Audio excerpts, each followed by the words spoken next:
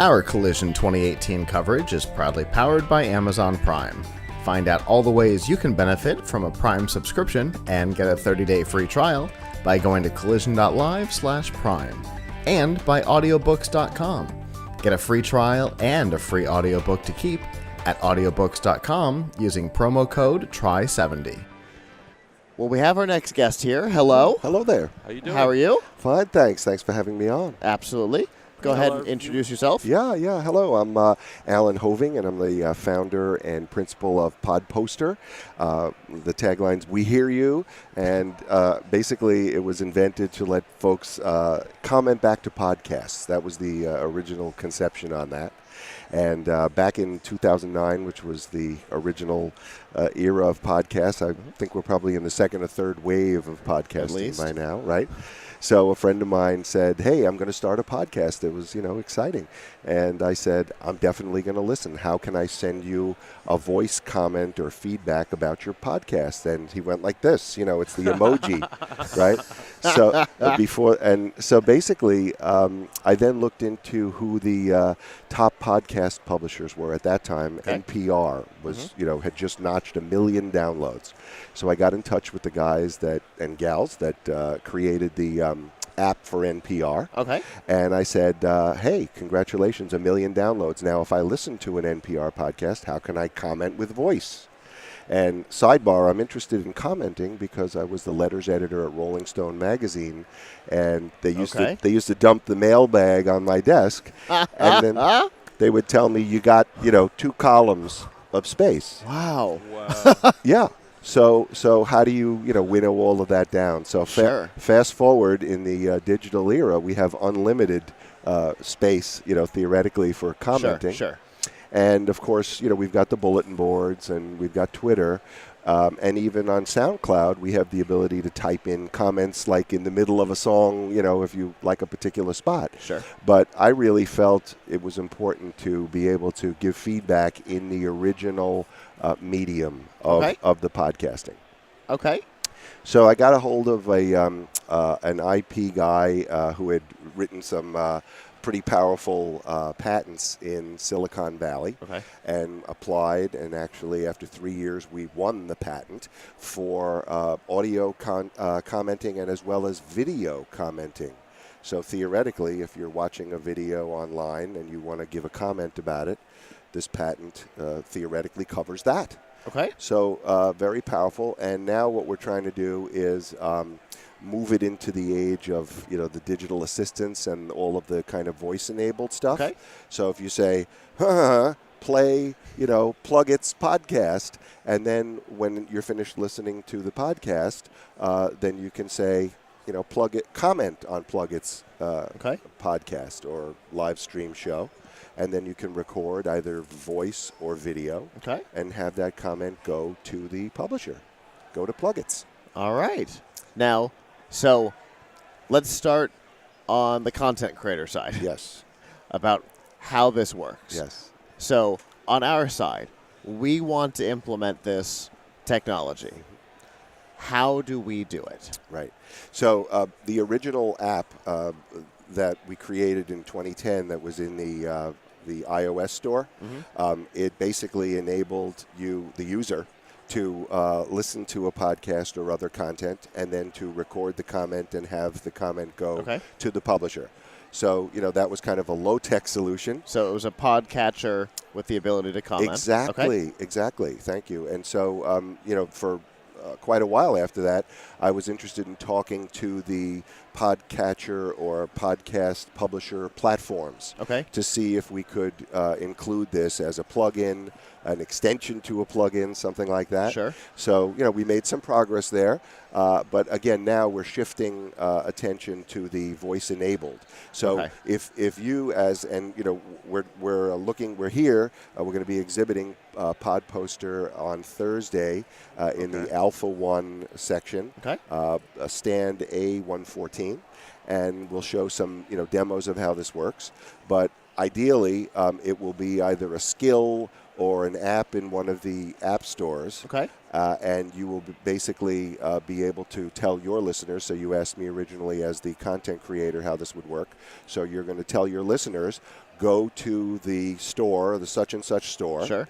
Download the PodPoster skill app, whatever they call enable it, and then PLUGHITZ will have told PodPoster where you want these comments to be delivered. Okay, that was going to be my last question. Right. Okay.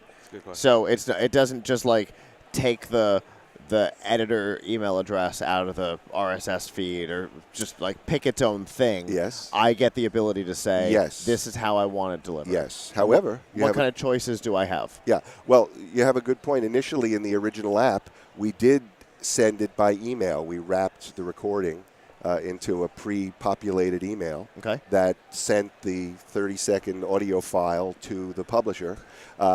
It's the natural, easy first step. Yeah, exactly. So then, the publisher said, well, we're going to get our mailbox filled with all these things. Yeah. So then we started. And maybe my email address, the host that I use for email doesn't accept a file of a certain size or something like that. So we tried to keep it under 30 seconds or, a few megabytes. Yeah. But, that early on, that was one of the questions that we had. So, basically we've kind of left it open right now as to where you want it delivered and how you want to integrate it on the back end. But obviously if we partner with, with a particular platform, a publishing platform or a streaming platform or anything like that, then we might be able to integrate more on the platform level where you can check a box. Show up directly in your like it could go to your website and using PowerPress, which is the most common way to put a podcast out there. Right. You use PowerPress, it shows up right in your WordPress thing as a almost like as a comment on the thing. Got it. So that would be awesome. Yeah, and then you want to. Okay, sorry. Go ahead. No. Obviously, we have a personal connection to it. Yes. As that's literally what we're doing right now. Right. And we work with some of the big publishing that would be platforms wonderful. ourselves. So I'm seeing where and how it could be integrated, particularly into PowerPress. Yes. And the size of the podcast specifically doesn't matter, right?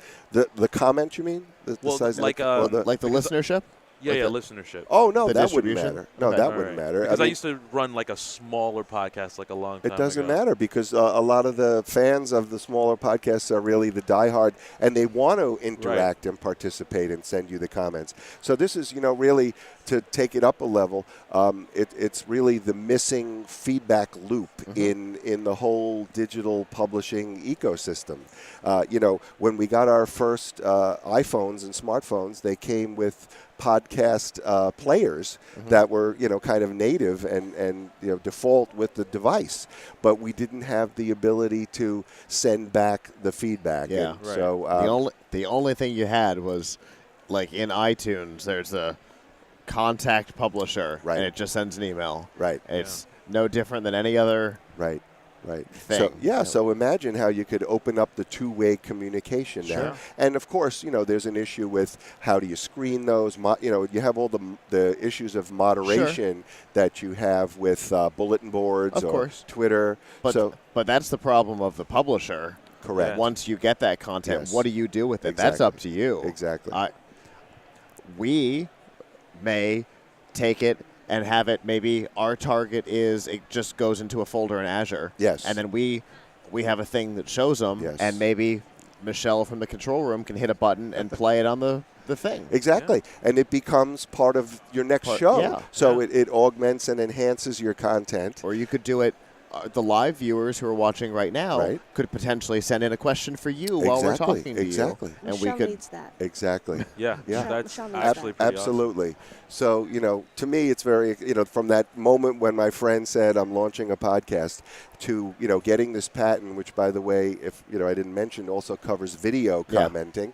And then it could actually, work for brands like the latest flavor of a soda. If, the consumer, I just got this, I tasted it for the first time, it tastes like cough medicine, whatever it is. So maybe Coke could have nipped that new Coke in the bud. Yes. Earlier You're than they talking did. about the new Coke.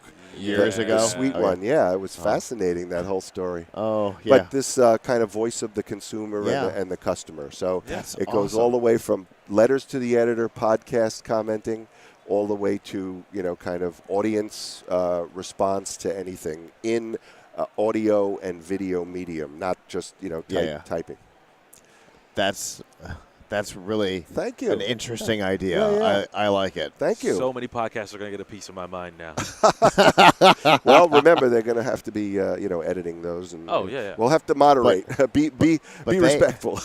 Well, he doesn't necessarily need it published. He just needs them to hear it. I see. I think that's what he's looking for. Gotcha. So if a content creator or a platform wants to get more information about how to integrate this into their workflow, how can they do that? Yes. So I'll be here exhibiting at Collision in the Alpha 1 area, A114 on Thursday. But podposter.com, we have an informational site with some contact information, some downloads where you can, see what we've been doing thus far.